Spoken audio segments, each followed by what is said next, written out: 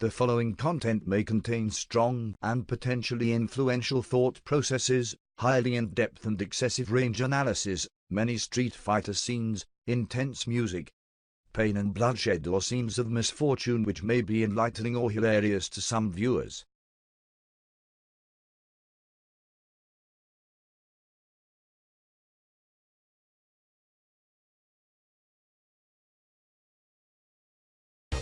Round one, fight!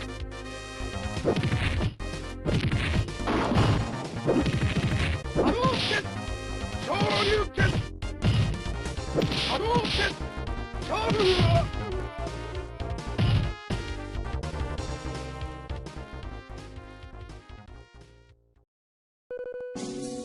Listen, here's the thing. If you can't spot the sucker in your first half hour at the table, then you are the sucker.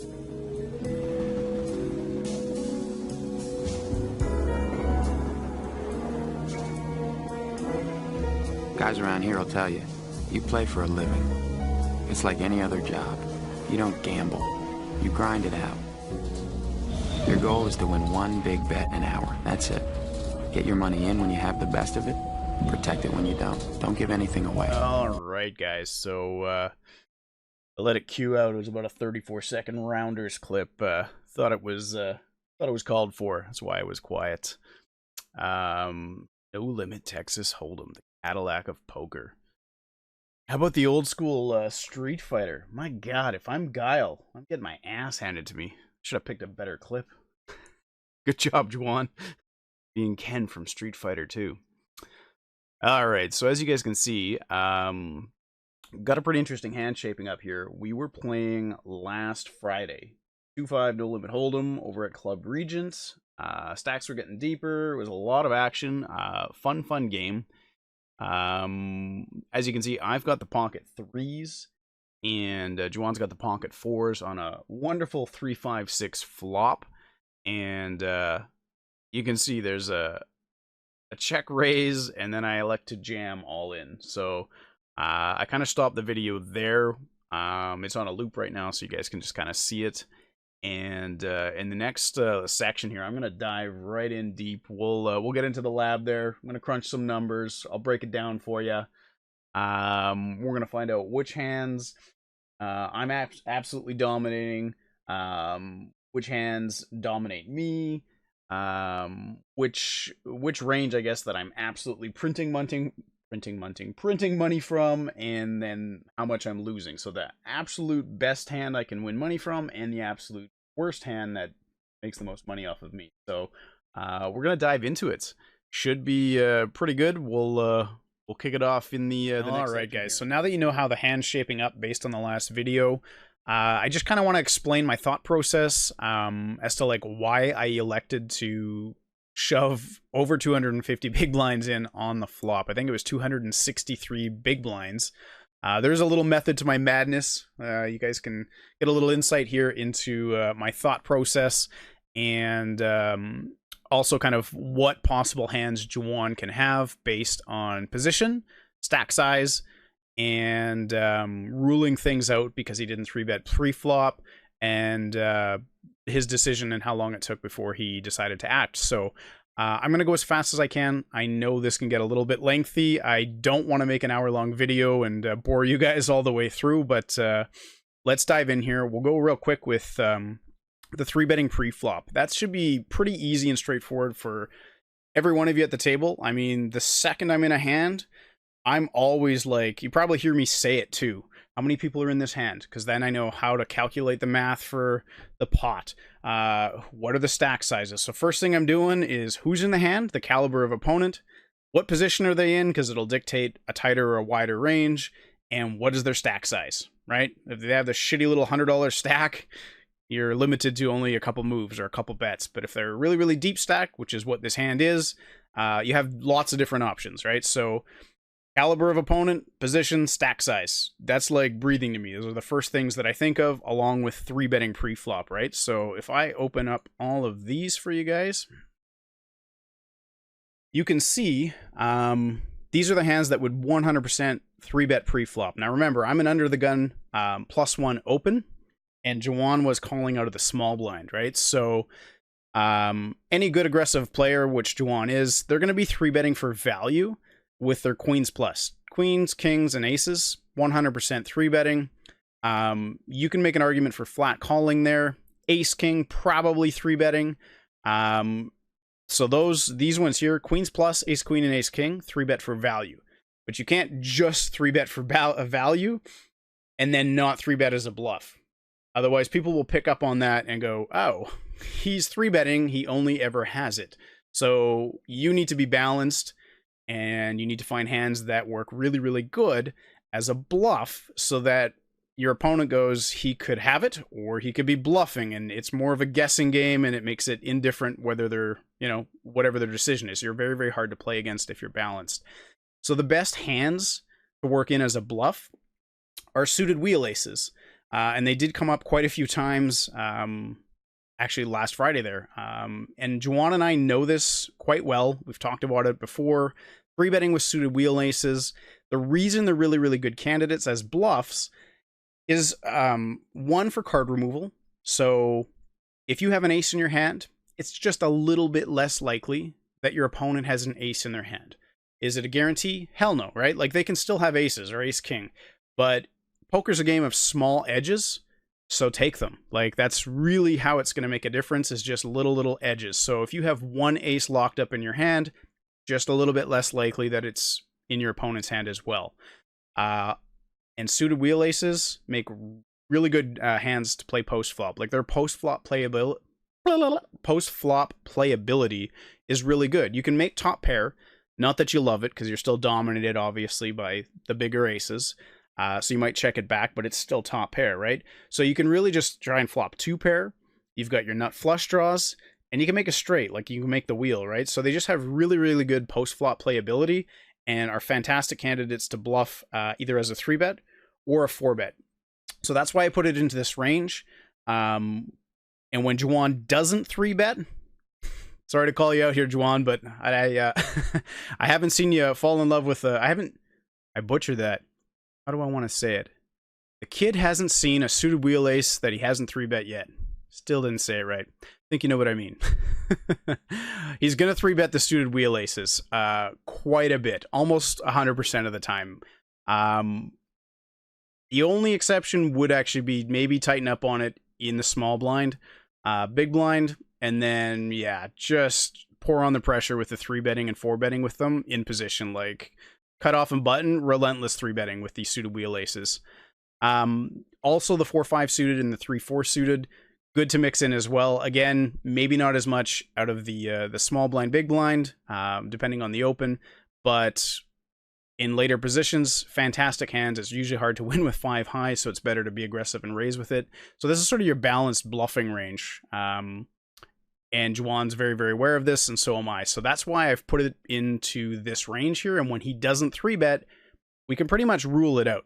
I'm going to touch on just the suited wheel aces one more time here for you.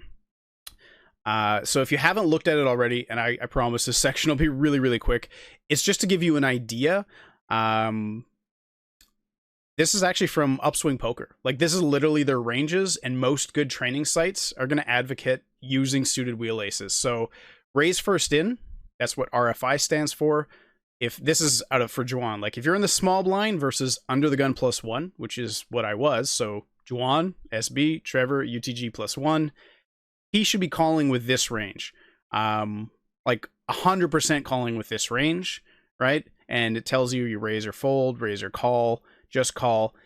This is a pretty tight range because I'm in an early position. We've spoken about it before. We kind of deviate from these charts a little bit. I mean, but you want to be playing strong poker. This is kind of a guide.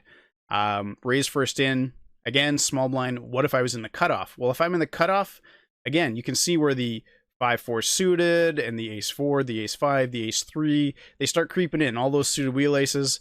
And let's say I was on the button in this case and Jiwan was in the small blind, like, it's just licensed to raise. Like, he's raising every single suited ace, right? Especially those wheel aces. You can see that's where the 5-4 suited mixes in, and you can probably still include the 4-3. It's not on this chart.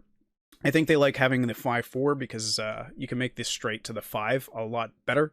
and still stack ace high boards, right? So anyway, just a quick glance, but like it's just, I want to like enlighten you guys that suited wheel aces are sort of a big part of our game, and a little bit of that thought went into the process here as to which hands he doesn't have because he didn't 3-bet them. So then the next category is check raise for value, right? So on this 3-5-6 flop, you're going to have hands that check raise for value, and then the same thing, you want to be balanced. Hands that check raise as a bluff, they call it a semi-bluff. If you have a lot of equity, you're bluffing, but there's a good chance you realize your equity and get there. So, so let's put up the next hands here. Sorry, it's taking a sec. Here we go. These guys, take a look. These are all the hands that would check raise for value, right? Obviously the nuts, obviously the second nuts, pocket sixes and pocket fives, then all your 2-pair combos, 6-5, 6-3, 5-3. Now, when he check raises me, I'm staring at the board. I'm going to go, which hands are for value, which hands beat me? 7-4 beats me, right? And it has to be a 7-4 suited. Oh, excuse me. Because we know that Jiwan is not going to be calling the 7-4 offsuit or the 2-4 offsuit. So it'd have to be the suited variety, right? So 7-4 clubs, 7-4 diamonds, 7-4 hearts, and the same thing with the 2-4. But again, I'm going, did the kid really flop a straight here? Is he completing with 7-4, 2-4? Maybe. But I think it's a small percentage or a small frequency that he actually does have the 7-4, the 2-4. Does he complete with 6s and 5s? Oh yeah, that goes way up. 100% the 6s and 5s are definitely in his flat calling range out of the small blind, and I'm putting a lot more weight on those two than I would on these two. Then the next hands that check raise are the 2-pair draws, or 2-pair draws, 2-pair combos, right?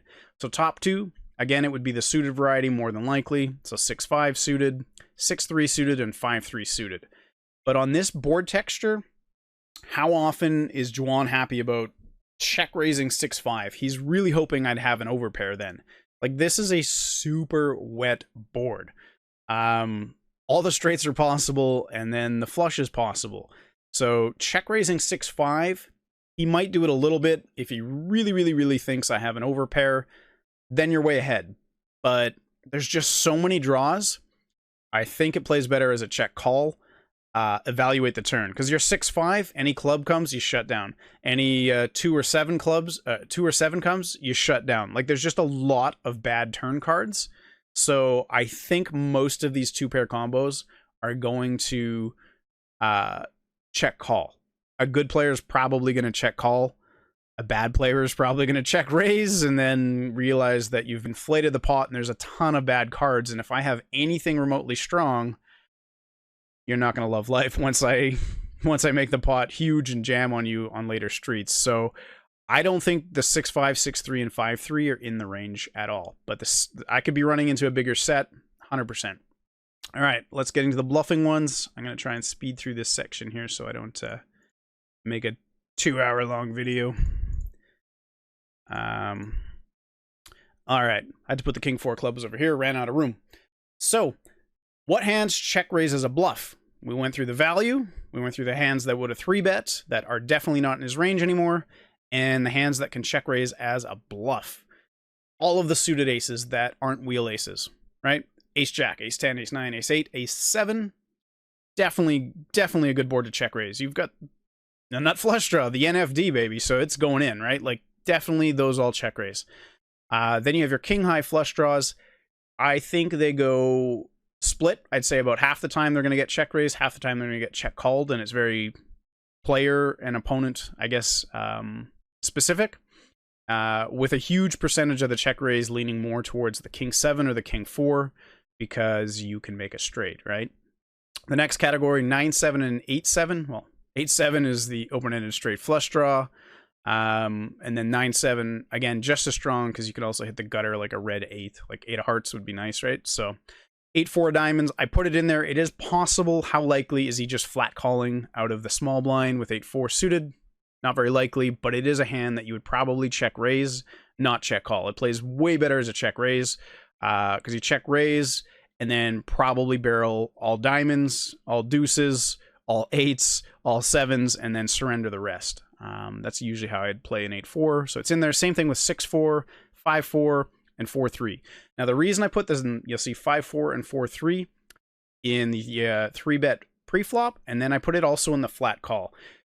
The reason is there's a little history between Jiwan and I. Again, going back, we've had some fairly big pots, and he has barreled off against me. This was down at the 1-2 tables. It was still a couple hundred big blinds deep. But putting that 5-4 and the 4-3 into the 3-bet bluffing range, still good to do. And I hero called, I think, a 1 pair. It was ace high, but it was still a pretty wet board correctly. So he's done it a few times. I've kind of laid down a few times against it and called correctly against it. So I just wasn't sure if this is another spot where maybe he's like, I'm going to put it in the flat calling range this time instead of trying to, 3-bet bluff the whole thing when we're 300 big blinds deep and he's out of position. So there's a small chance that he flat called with it instead of 3-bet.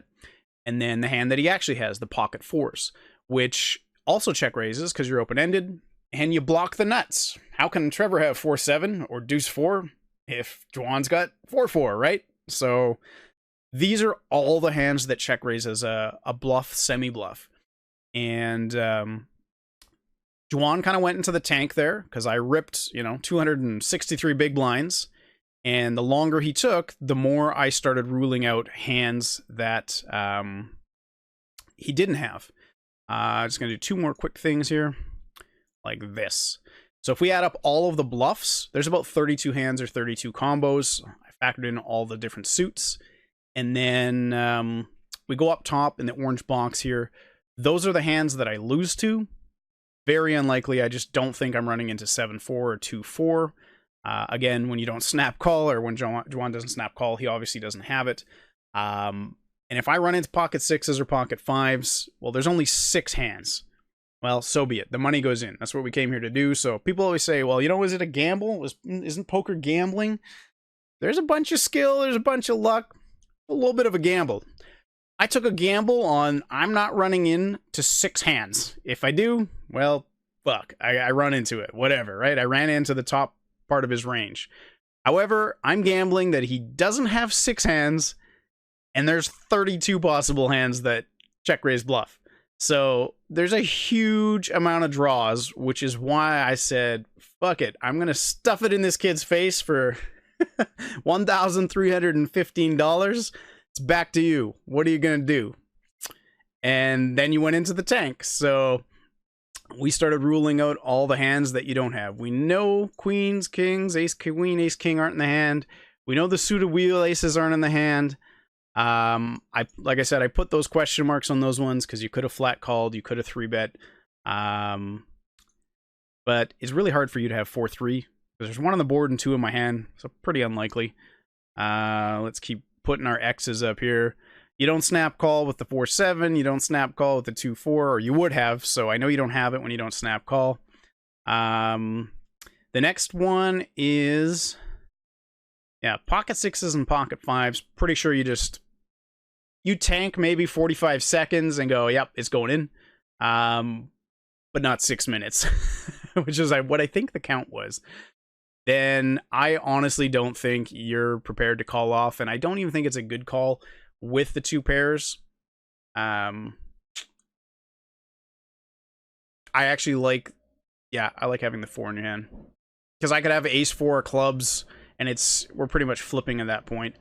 The next section is I realize you don't have the ace jack or the ace 7 because I know how much you love getting in the NFDs, baby, the ace high flush draws, right? I know you told me a story where, like last week or a week and a half ago or whatever it was, you had a 3-way all in, 2 players at a set, and you ripped the ace 3 of clubs, $3,400 pot or whatever it was, and you took her down, which is awesome. So I think the same thing. 45 seconds, the ace high flush draws would have gone in, and they didn't. So I can rule that out as well. And then the next category, I think, is the king highs. I think king jack, a clubs, maybe goes in, but it's more likely a king 4 or a king 7 because you've got some help there with picking up a gutter ball or like a deuce or the 8 or a 4. And that's kind of where I was at. So I was quite happy the longer you took, and that was my thinking. Like, there's just, you know, not precise numbers. I don't know there's 32 hands exactly or whatever, but I know the small range that I'm running into versus the humongous check raising range on this board, which is bluffing. So I just put the ball back in your court. So hopefully that gives you a little insight into why I decided to rip all of the chips in on the flop. We'll see what happens next. We'll cut to the next scene, and then I'll dive into like actual analysis, how the ranges match up based on actual hands, and go from there.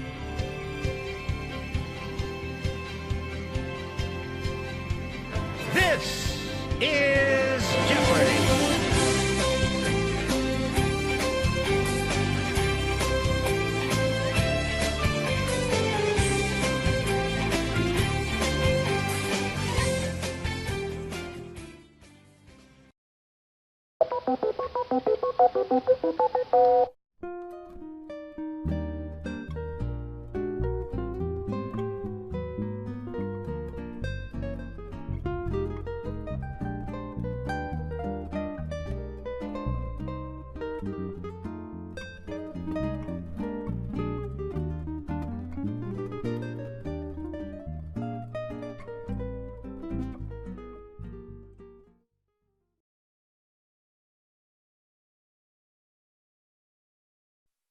Oh, sorry. That's not right.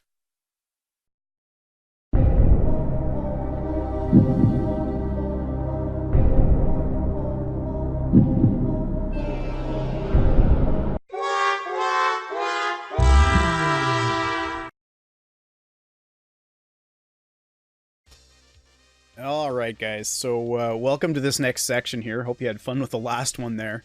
Got a little creative with the content, the media. Hope you enjoyed the Jeopardy section there, and then some overly dramatic music for the all-in, and then spiking the deuce on the turn. Exercising my creative side with the video editing here. Shout out to Jiwan. I did reach out to Jiwan ahead of time asking if I could use his name and kind of have a little fun with it, because we are going to be going into, you know, revealing some of how we play with the suited wheel aces. That shouldn't be too much of a surprise to some people, but it's definitely in both of our games. Jiwan was a good sport, said, yeah, go ahead, use my name, and have a little fun with this. So thanks again, buddy. So what I'm going to do is I'm just going to jump in, like I said. I know the video is getting a little longer, but just for the equity calculations here, so you can see kind of how it works, and what your call looks like when you run into the top end of the range and then the weakest end of the range. So right here, the worst possible hand I could run into, which is what I was talking about earlier, is the set over set situation. So if it was pocket fives and pocket sixes, they both run out the same, by the way. I still lose $980, whether it's fives or sixes. And this was over a 50,000 hand sample. They just run it 50,000 times to come up with these averages. So I'm really, really bad shape, and on average, for every time that I run into this situation, I'm losing $980. And then you can see, so we're going to do the whole spectrum. Fives and sixes, I lose the most money when I run into that hand, and I'll go right to the other end. Which hand do I make the most money against? It's pretty easy. It's going to be an overpair that doesn't have a club in it, in their hand, right? So, but just kind of to show you what it looks like. If you've never thought about it or seen how the equities run, this is what it looks like. And then I'll do it from Jiwan's perspective too, so it's only fair, so you can kind of see both sides of the hand analysis, which is kind of cool. So the next one, you can see 7-4 clubs. If I actually run into the nuts, 7-4, with the redraw to the clubs, like the straight flush draw there, I actually don't lose as much money because I have a chance to make a full house and quads, right? So it's still a losing, you know, proposition. If this were the case, if I ran into the 7-4, I'd be losing about $220 every single time that I ran it. Oh, excuse me, got like hiccups here. If I run into the second nuts, the deuce 4, not as bad, but still in the long run, I'm losing $33 every time we run it. But I can still, like I said, I can go running clubs, I can make a full house, or I can make quads. So that's kind of running into the top end of Jiwan's range, if I ran into the premium stuff, right? So let's just, I have little icons here, I'm going to turn it off, and we'll go to the next 3 hands here. So then the next one is probably the biggest draw there is, which was the 7-8 of clubs for the open-ended straight flush. He can make the flush, any 4, any 9, right? So that's the biggest possible draw out there. And this is where we're pretty much printing money from here forward. I ran different simulations so you can kind of see just how much money you make based on the hands that might have called or might have check raised me there. So even if Jiwan was check raising with a 7-8 of clubs, which is correct, I mean, you're only really in bad shape against the set or maybe in a flush. Got good equity against an overpair. So we're making $552 for every single time that the money goes in and our opponent has this draw. King 4 clubs I talked about, because you can still make second nut flush, but you can also bank a deuce or a 7, right? So $646 every time we run into that hand when the money goes in. Jiwan's actual hand, like I said, we were a 65% favorite against his 4s. And for every time that we do end up getting the money in that spot, on average, we should be printing about $789. So I got the money in good there, Jiwan. But it's still a good hand analysis. It's still kind of cool. And that's a note for anyone that is watching this and then playing at our table. Like, you know, we're willing to put the money in, even if we're a slight dog or whatnot. So that might be some advertising. He's not afraid to move chips, make the calls. So yeah, pretty cool though. Next set of hands. We'll turn these 3 off. And now we've got our ace-high flushes and 7s. So again, here we're still making more money against the ace-7. Ace-deuce, we make a little bit more money there. Because I think if he hits his deuce, we're still ahead. Whereas here, yeah. No, that doesn't make any sense. Never mind. Ignore that. Been a little tired. It's been a lot of hours on this video. Again, against the 7s, we're doing very, very well. And then the last set of hands here, just so you can see. Turn these 3 off. We make the most money when we get it in versus like an overpair without a club. But it's very unlikely, unless you're playing a really, really weak opponent, a weak fish for, you know, 250 big blinds plus, that they're going to stack off with just the overpair no club, right? So even against pocket 8s, we're still printing money against jacks, and then almost $1,600 every time we get it in against an overpair no club. So overall, like, I think I had 9 sets of equity calculation slides here. It was only the first 3 that I was really losing money. So overall, my play was a winning play as long as I don't run into the very few hands that was the top of Jiwan's range there, which it wasn't. One other thing, so what I will show you is I'm going to turn off, let's see here, I'm going to turn this off, and then one of the questions that comes up is, that was against all specific hands, right? This to the top here, 1 second. There you go. So I ran it in Equilab too. Equilab just says, hey, look, I put in all the possible hands that I would have been willing to get the money in with, the ones that I'm ahead, and the ones that I'm on a draw with. And then how does pocket 4s fare on 3 diamonds, 6 of clubs, 5 of clubs? Overall, it's a 60-40. Almost even a slight favorite. So overall, when the money goes in, even with my entire range that I'm willing to stack off with, I'm still getting the money in ahead. So 60% favorite to the exact hand that Jiwan has. But he doesn't always have that hand. He's also got stronger hands too. So, but yeah. Anyway, I just wanted to show you that section. You just turn Equilab off here. There we go. And put the other ones back. Yeah, so those are the ones I'm losing to. So what I'll do now is I'll look at it from Jiwan's perspective in his range analysis, and then you guys can see just kind of how it all comes together, what kind of calculations, what kind of equity you need to make certain calls, and I'll explain the pot here and how much to call from Jiwan's perspective, because he was actually the one facing the call. So, all right. All right, so let's flip the coin here, and now I'm going to take a quick look at the equities for Jiwan, because he's the one facing the call. And whenever you have one of these tough decisions, if you really want to learn, do it away from the table, but take note of the hand. There's lots of apps to do it. The one that I'm using that you guys see here is Poker Bankroll Tracker. Does a very good job, and I think in the last like 3 weeks alone, I keep checking Facebook and stuff. They got new updates, pictures for the players at this next point. They keep making upgrades. It's a fantastic app. So let's see right here. So with Jiwan having pocket fours, if he ran into the nuts, let's say I did actually get super loose and open the 7-4 diamonds from under the gun +1, and I flop the joint. If Jiwan runs into the absolute nuts, that's the worst possible hand for him to run into, and he loses the most money with that. So he has to call $1,315. And he's only got about 12% equity, and he needs about 40% in order to make it a break-even call, or break-even. He needs over 40% before he starts making it a winning call. So that's kind of how it works. Against the deuce 4, the second nuts, you can see still a losing call, losing about $670 for every time he makes the call and runs into second nuts, losing $559 when he runs into the pocket sevens, because he can't even spike a set, right? Because that would make us a straight. So those are some of the different equities from Jiwan's perspective, running into, again, the top end of my range. This is kind of cool to know. Like, would I ship the sevens there? Maybe. After doing a lot of this video stuff, I'm like, that's a pretty huge favorite. Sevens there. Might jam sevens. Don't jam the overpair, the red 10s. But the sevens there are kind of cool. Might have to consider that. Ripping in the 7-7 with one club. All right, let's look at the next set of hands here.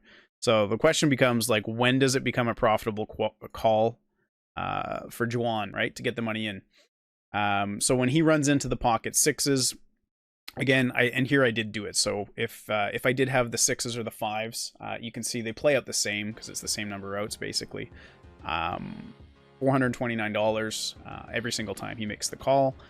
So it's sort of a losing play when you run into that top end of the range, right? But you can see the numbers still keep dropping against my actual hand, and this is what we looked at. Jiwan and I ran over to the other end of the table once we'd figured it all out, and we looked at it together. So it is still a losing call because you can see he has 34.8% equity, and he needs 40.8 until it starts breaking even or making money, right? So for every time that he does run it, he'd be losing about $194 on average. Yes, sometimes you get there, but, you know, once you're in the long run, run it out a million times, it's going to be losing $194 on average per run. So, next set of hands here. Let's take a look. So when does it start becoming profitable? So let's say I rip it in with aces. I still figure he's on a draw, and I rip it in with aces.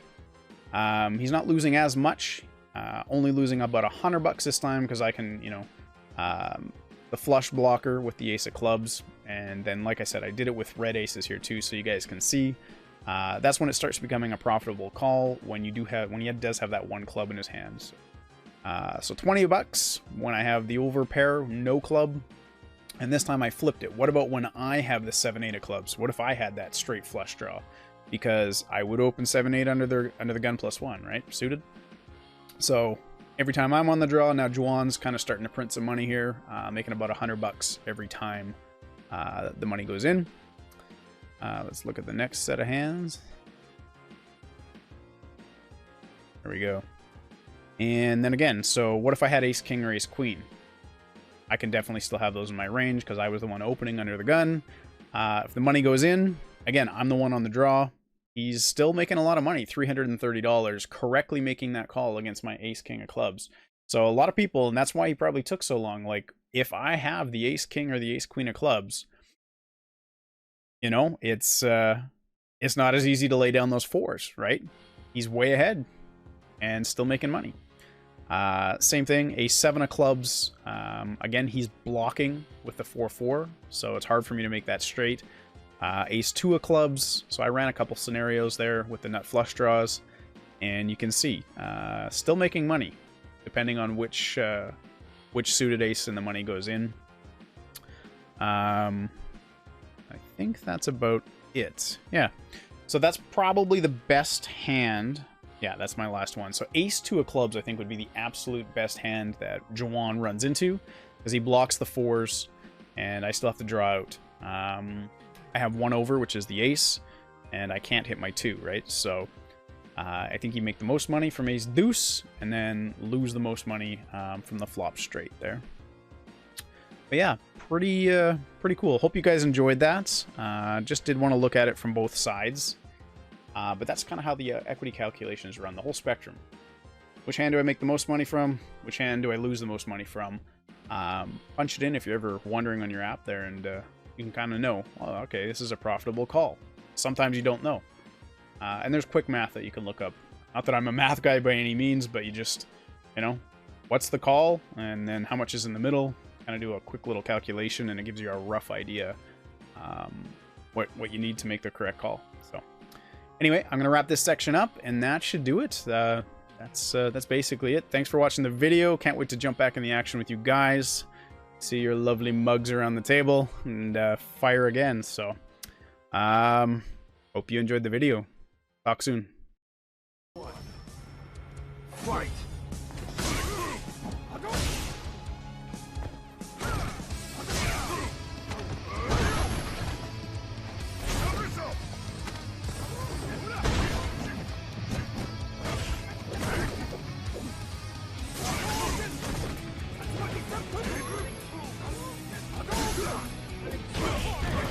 Go!